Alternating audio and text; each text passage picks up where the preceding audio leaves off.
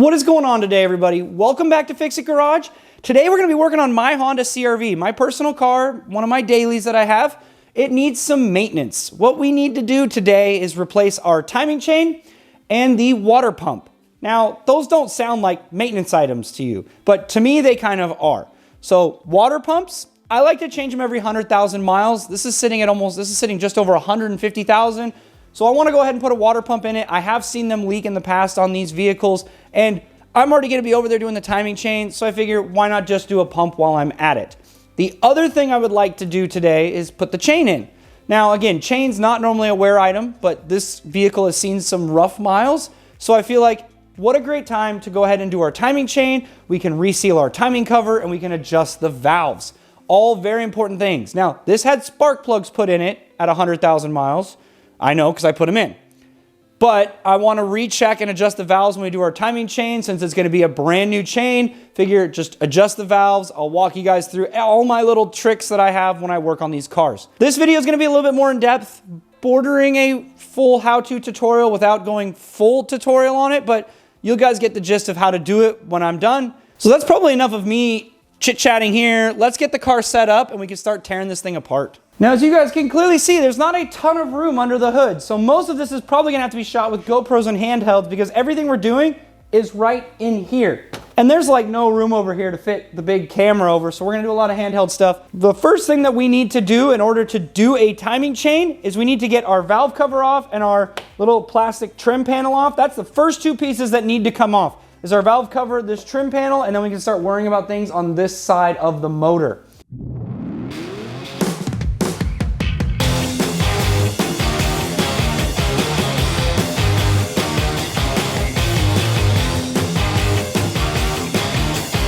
Valve cover off. You guys saw we pulled all the bolts off. We got our hose off. Now, it is easier if you take this bar loose. You can lift it up here. You can undo the bolts back here and you can kind of lift it up out of the way to get the valve cover off. I just didn't feel like doing that. You can take it off without removing the bar, but if you do, it's a lot easier. I'm being lazy and I don't feel like taking the bar off. I like struggling more than I ever need to. But now that that is all off, we can move on to the side where the timing, all the timing stuff is. So, looking over here on our timing side, we can see our timing gears and our timing chain and our drive belt, which will be in the way, and the fact that my power steering pump is, well, it's leaking, but that's a problem for another day. I don't have one of those, and I don't feel like picking one up today.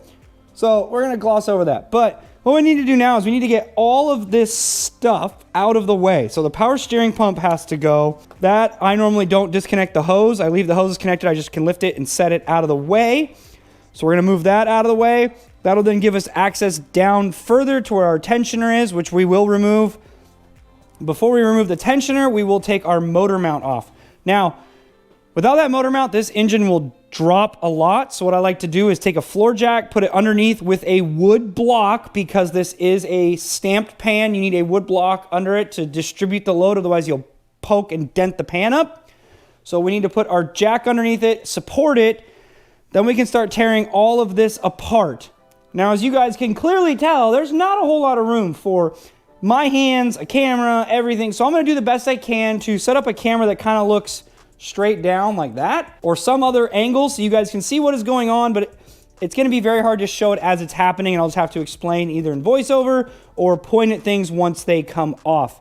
Those are kind of the two options we have, unfortunately. So not ideal, but you know, we're gonna make it work. So let's go ahead, we're gonna get you guys set up, and I'm just gonna start taking things apart and try to explain as I go, but I also really wanna get this done. So I will walk you guys through it, but maybe at a little bit faster pace. So let's get you guys set up. Let's start tearing apart the timing side.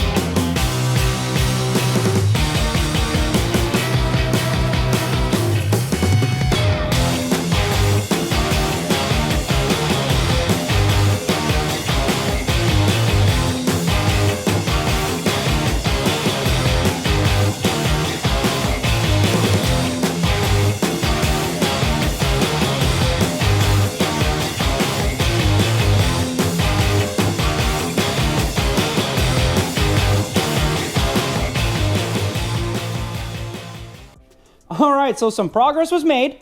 First thing we did is we removed our drive belt by taking the tension off of our tensioner here. We then removed the power steering pump, which was two 12mm bolts that went in here and here, and you can really see our pump is leaking. So yeah, I'm gonna have to replace that. I'll do that another day. I might make a video about it if you guys want to know, but that's pretty straightforward. Once we got the pump off and out of the way, I went ahead and I pulled the motor mount. Now the reason why I pulled the motor mount off is there's a bolt right there. That bolt goes right there on our drive belt tensioner. And with the motor mount in, it's hard to get at it. So we put it on our floor jack and we undid our motor mount. We had the two 19s and our three 14s. And as you could see, my old trusty half-inch impact gun was not up to the task. That gun I've had for probably 7 years. I think the motor's worn out on it. We're gonna have to go pick up like a DeWalt one now. I've switched to mostly DeWalt tools, so we're gonna pick up a DeWalt half-inch gun for the house because that is not cutting it. It won't take off crank pulleys. It kind of takes off wheels. It's done. It's time to retire the gun. But anyways, we got the bolts off for our motor mount, and then we were able to unbolt our tensioner, and then we undid our bracket for the motor mount. This bracket bolts to our timing cover and holds the motor mount. It's what attaches the motor mount to the chassis. So we undid that. Now we have all kinds of room down here for activities. We can see the top of our water pump, and we can see most of the timing cover. All right, so we're ready to pull off our timing cover. We have all of the bolts out on our timing cover, and we have our crank pulley, which you saw us struggle with because our impact gun won't take it off with a weighted socket. So we had to use our Honda Special tool and a massive ratchet to get it off, but we got it off. When pulling the crank pulley, make sure you don't lose that little keyway right there. That guy is super important for this pulley. Don't lose it. If you do, you're in for a lot of trouble. Moving back over to our engine, we are ready to pull off this timing cover. Before we pull the cover off, we have this VTC solenoid right here. Now, I took the bolt out, and if you wiggle it, a lot of times you can get it to come loose, and then you just kind of wiggle it, and you walk it out. And when you do that, you're gonna start making an oil mess. Yay, oil mess. With that off, now we can remove the cover. I'm gonna attempt to do this while holding the camera. So what I do is I take my pry bar, and I go up against the bolt, and the back of the mating surface, the cover, and I pry. And now if you feel any weird resistance, stop, because you might break a bolt off. But I don't, I just hear the Honda Bond. Don't let it crack into the thing like that. That's really bad. Yeah, we just gotta work it off the Honda Bond. And then we just gotta move you guys, pull it out. All right, one timing cover off. So let's go set it here so we don't trip oil everywhere and take a look at it. So on our timing cover, we had a 10 mil bolt up here. This is where our VTC was. We got a 10, a 10, a 10, a 10, a 10, 10, 10, 10, 10, 10, 10, 10, and then 3 on the bottom. Now there, 3 on the bottom are shorter bolts, and then the bolts that go in here are special, and I'm gonna show you guys what they are. So these are the bolts that go in the bottom. You can see they have this big collar. Well, that lines up the entire timing cover to the engine. So those are very important. These go in those bottom 2 holes on our timing cover right here. That is where they go. They don't actually fit anywhere else. They get stuck. They only fit in these bottom 2 holes. So be careful when you install these. Make sure you put them back in the right hole. If you try to put them in the wrong one, you'll crack the cover. Plain and simple. So now that we have that off, we can pull off our timing chain. Since we have our timing set, we can pull the timing chain off. The way I like to pull the timing chain first is I'll undo the 2 10mm bolts for our tensioner. That'll take the tension off. Then we'll remove the Allen bolt that's here for the back rotating guide, the 3 10s for the front guide, and then the chain will just come off. The other thing we need to slide off is this guy right here. And I'll slide it off and I'll show you guys what it is since it's really dark. This is our trigger wheel for the crank sensor. This has to go back on before the cover. If you don't put this on first, you're screwed. And on it, it says outside, this faces outward. So what I'll do is I'll set it in here so I can't install any bolts in the timing cover without first removing that. So I have to put that on in order to grab the bolts. That's my best way of remembering. So now let's get you guys set back up and let's get our timing chain removed. Okay, so we've got our timing gear sitting there, and I know the lighting in the on this is not the greatest. I don't think you realize how hard it is to film this. Now, I don't know if you can see it or not, but there's an arrow right here that points up or away. This needs to be facing up.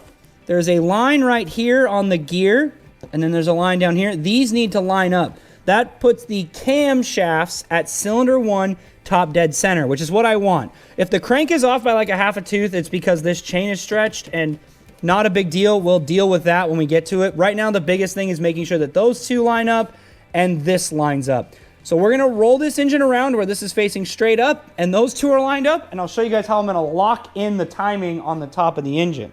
Cylinders are locked into timing, so the intake and exhaust are now both on cylinder 1 top dead center.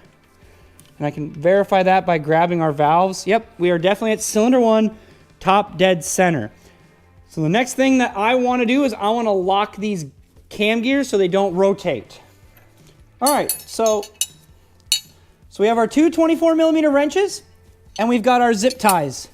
Now what's nice about these zip ties is these are reusable. So I can take them and I can cinch them up. I can press a little tab right here, and I can take them back off. This is great because I need to be able to adjust them to get them just right when I'm doing this. So what we'll do, we'll set our two wrenches on here like so. We'll kind of squeeze them together a little bit, and then we'll feed our zip tie through the end of the wrenches, and then we'll secure it. And we'll make it to where they're pretty tight. They don't have any pull-away play.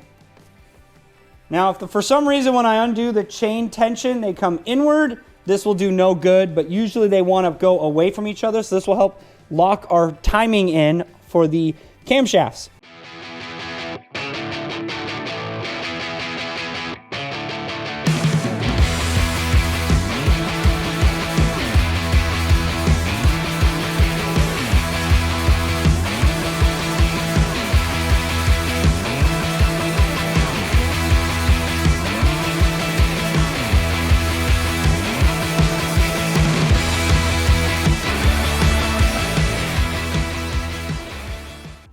All right, so we have our chain off, and we made quite an alarming discovery.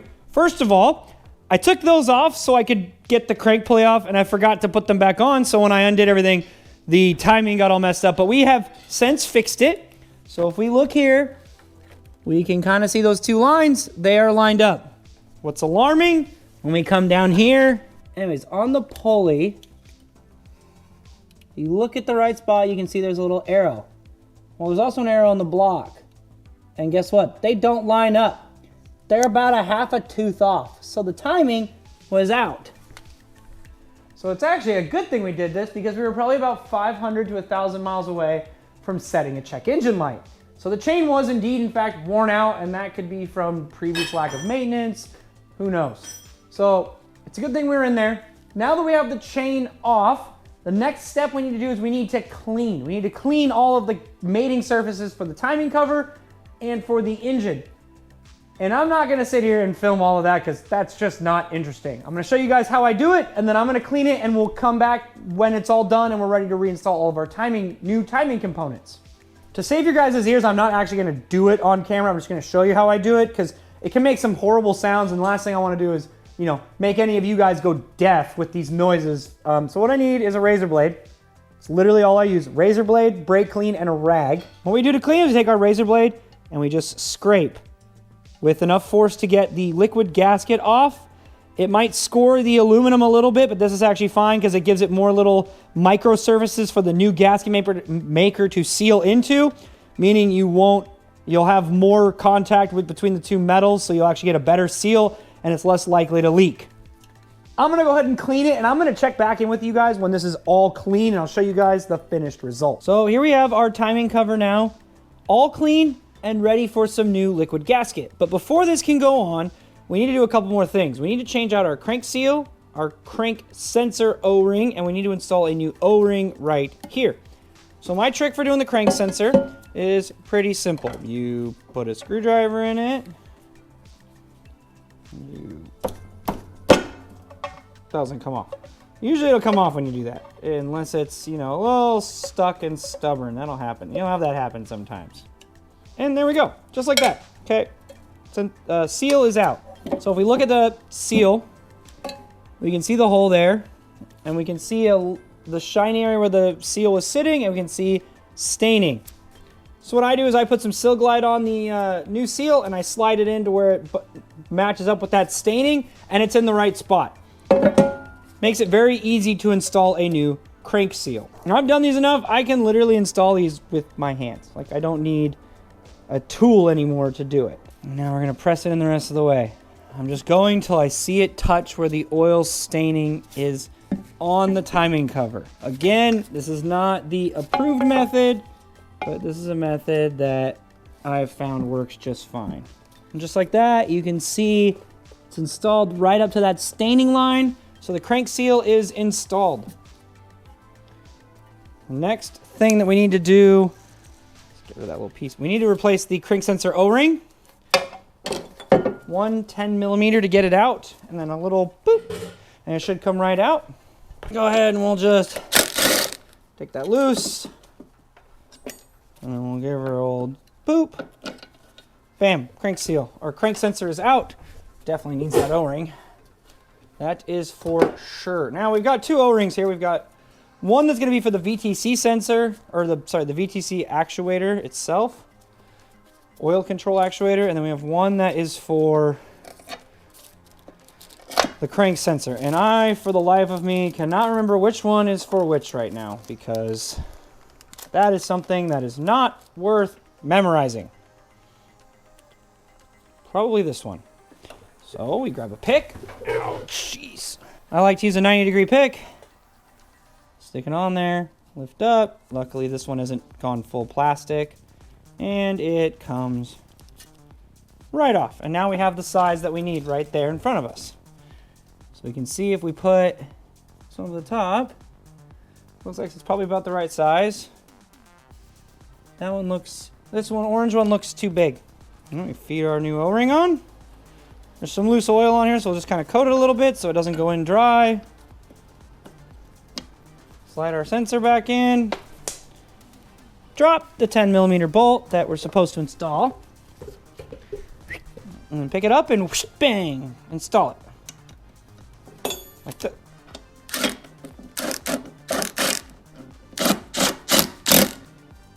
Whoop, bang, installed. All right, now we can flip our cover back over. And over here we have somewhere, over here we have our O-ring.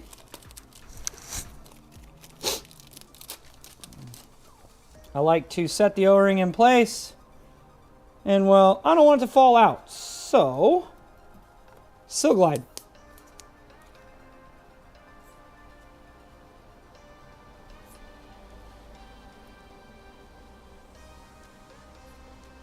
Seal Glide on that O-ring prevents the O-ring from falling out.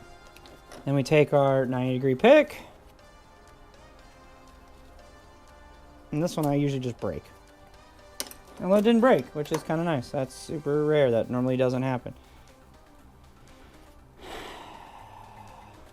Luckily our strainers look pretty good. There's no plugging in them.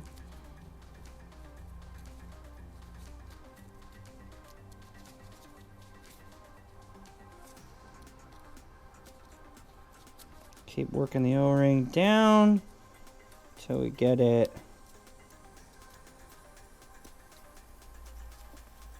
now. Why is this one a different color than the one I took off? Who knows? Honda sometimes will change the color of their O-rings, the different rubber material. But anyways, new O-ring is on. This is ready to be reinstalled now. With that done, the only thing left to do is we need to go ahead and install our timing chain and all the guides and all of that, and then we'll be ready to reinstall our timing cover. So here are all of the new parts. We've got a new timing chain tensioner, upper guide, rotating guide, and the stationary guide. What you'll notice about the chain is we have these colored links. Those are very, very important. That is how we're going to time the engine. So on our timing gear, on our cam gears, there are little dots here and there. You can't see that. And there. those dots have to go in between these links because they're on the actual pointy part of the gear, so they're going to go in these two holes. Now there's one more here that's a single link. This is actually going to sit over the top of another dot on our crank. So if we come down here and we put the light on here, you can faintly see on this tooth right here, there's a dot. Well, that is where that tooth has to go. So how I do this, the way I'm going to do this is we're going to first install the chain on our two upper gears and on the lower gear. We're going to get it to where they sit on their correct teeth. Now they won't stay there because of the fact that there's no timing chain tensioner or guides, but we'll do that. And then we will install this guide first. So we'll get it on there and loose. We'll rotate into place and install the timing chain tensioner. Once the tensioner is on, we'll install the front guide and our upper guide. That will help hold our chain in place.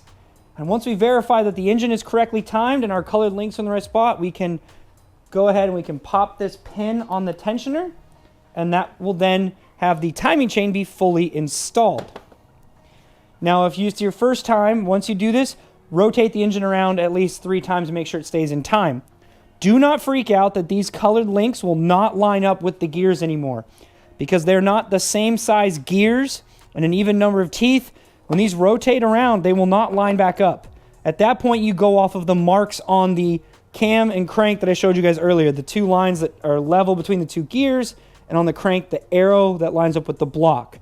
That is what you're going off of when you rotate the engine. These will not line back up for thousands of rotations. There's an exact number. I don't even know what it is anymore. Someone else figured that out.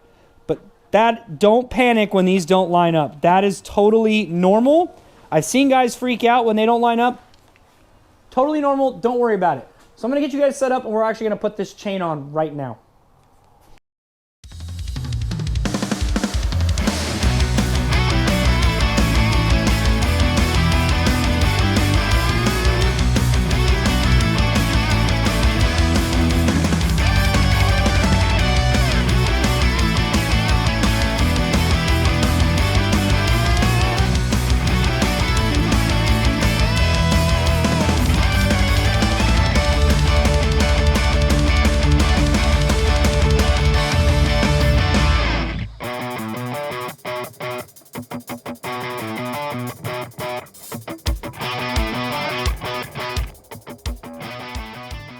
Sorry about those interesting camera angles, but you were able to see me put the chain back on.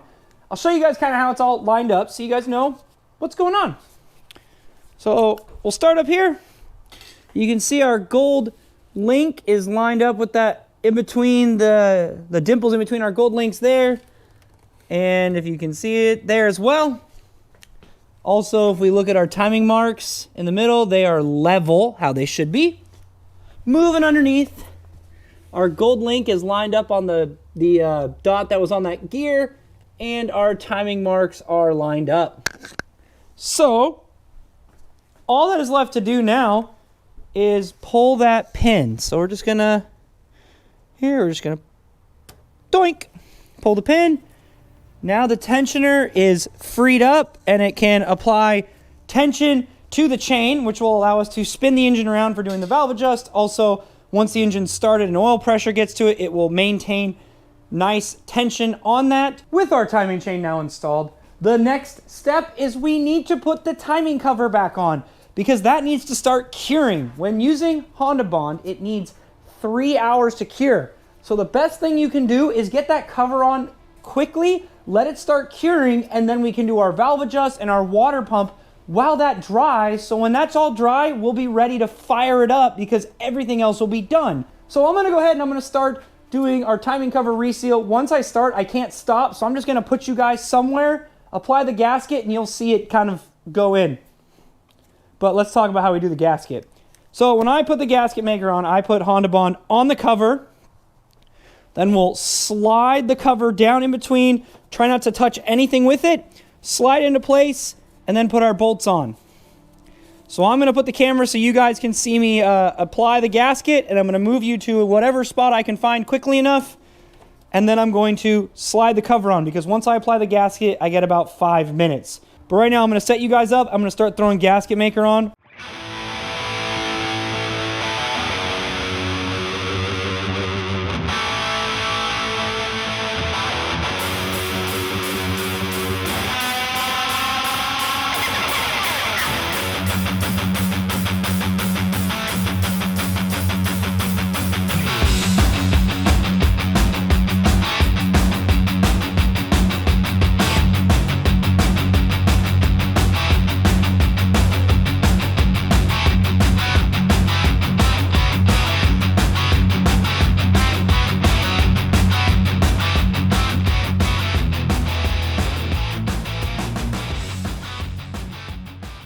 All right, so our timing cover is now reinstalled and resealed, and it is now curing for the next 3 hours, which luckily during that time we still have a valve adjust to do. But reinstalling the timing cover, we almost forgot the crank trigger wheel, but we caught it quick enough that we could just undo the bolts, pop it out of the way, slide it on, and reinstall the bolts.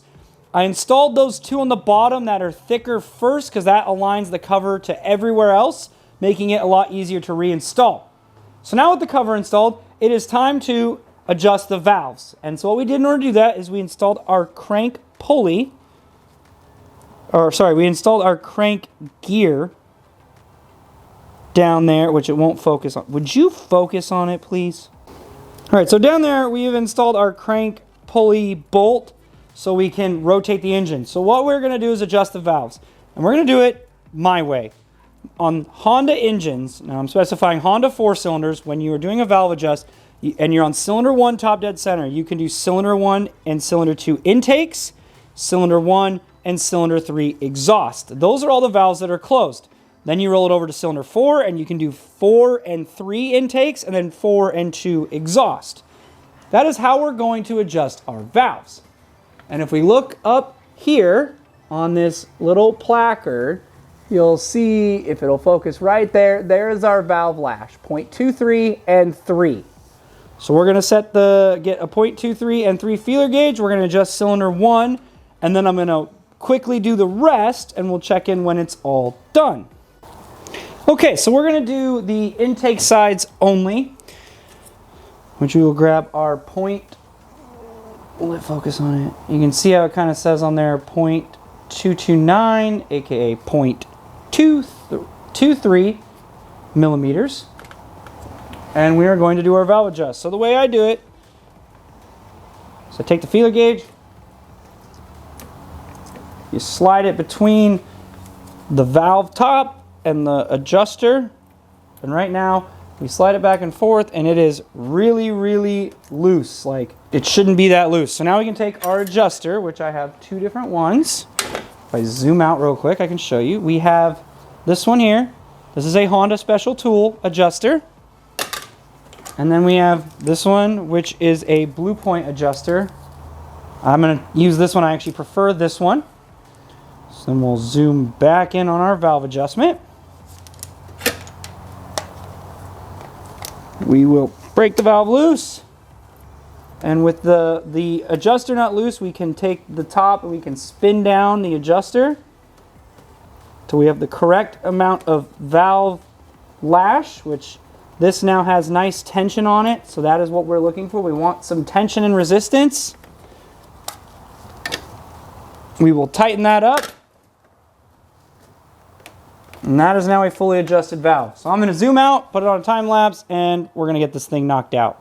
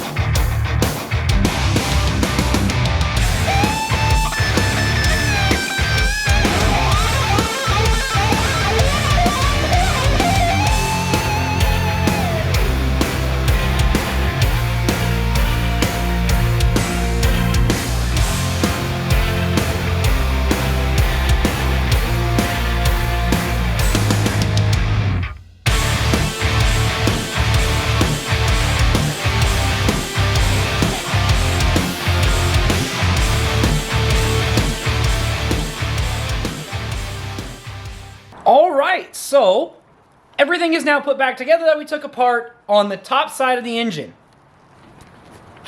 So as you can see, we have our motor mount, we've got our power steering pump on, our tensioner on, everything is back in place. So what does this mean for the water pump? What it means is we have to do it the less fun way, which is from the bottom going up. Those 3 bolts that you saw, you can get to. I like to use a ratcheting wrench to get those 3 loose, and then I use my fingers to get them the rest of the way out. And then the 3 inside the pulley. I need to show you guys on the new pump what I'm talking about. All right, so here's our water pump. And if we turn it around, you can see we have, here's our top 3 bolts. Here's our bottom 3. Well, there's a pulley in the way. So how do we do it? Well, if you look, there's holes in our pulley, and you will take a 10 mil socket, stick it through the pulley with a ratchet on it, and break them loose. And then you can spin, eventually be able to spin the socket and get them off. So when I do a water pump like this, what I like to do is I'm gonna figure out how to hold this. I'll show you guys. I'll take these 3 bolts loose only a little bit, and I'll loosen the bottom 3 more. So what I can do is I can pop the water pump off. Like if this is where it's on, I can go doink, and it'll let the coolant drain out and hopefully make less of a mess. Hopefully being the key word in that sentence. Now, may not go that well, but we're gonna find out. What I'm gonna do is put you guys on the tripod down low as I can get it, and I'm gonna work, and you guys can try and see, and then we'll take a look up in there once I get the pump off, and then we'll put on our new pump, and we'll be done with this project for the most part. So, let's go ahead, let's set you guys up, let's get this water pump all done.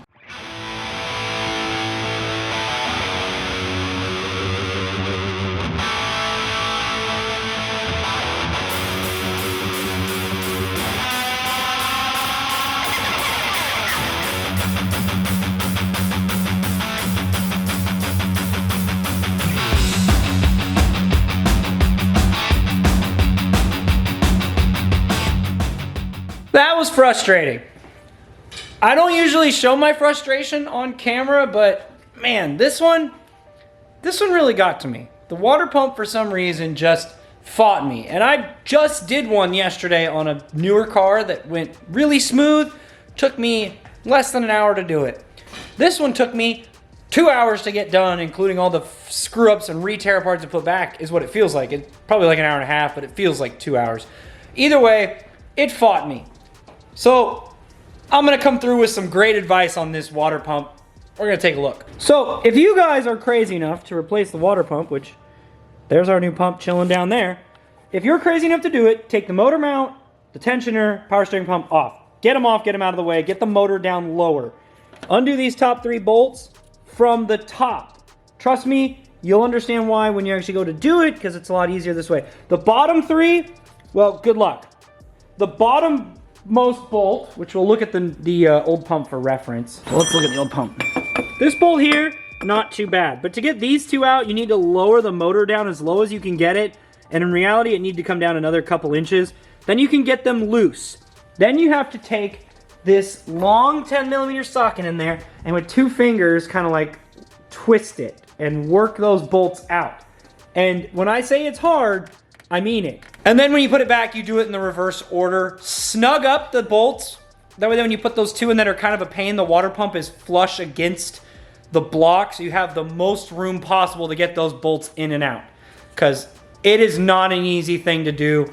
I was swearing a lot. There was a lot of not appropriate for YouTube words being thrown underneath this car.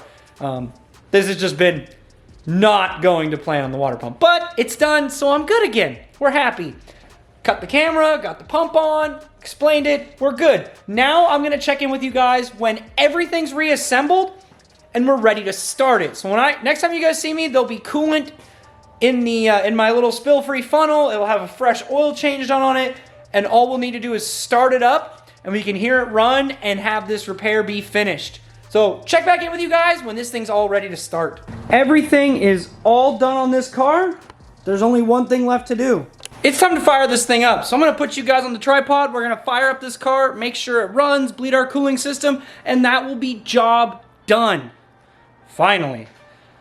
Putting it back together wasn't as bad as I thought it was gonna be. Water pump went in fairly easily. Everything else bolted back up, drained the oil, filled it back up with fresh oil filter, and some brand new coolant. And now this thing is ready to rip. We also put, I don't know if you saw it, we put our, we also put the Motegis back on now for the year. It's time to rock these. Winter's over, time to rock those Motegis again. So we got our track lights back on and looking fresh. So let's go ahead, let's fire this thing up. We can call it job done.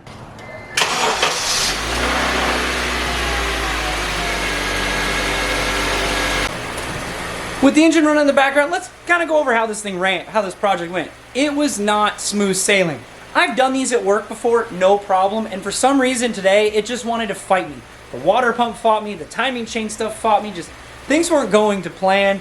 But you know what, when you work on cars, that happens, and that's just something you have to expect, is that sometimes things don't go to plan, and you just have to work through it. Yes, you're gonna get frustrated and mad about it, but that's just being a mechanic.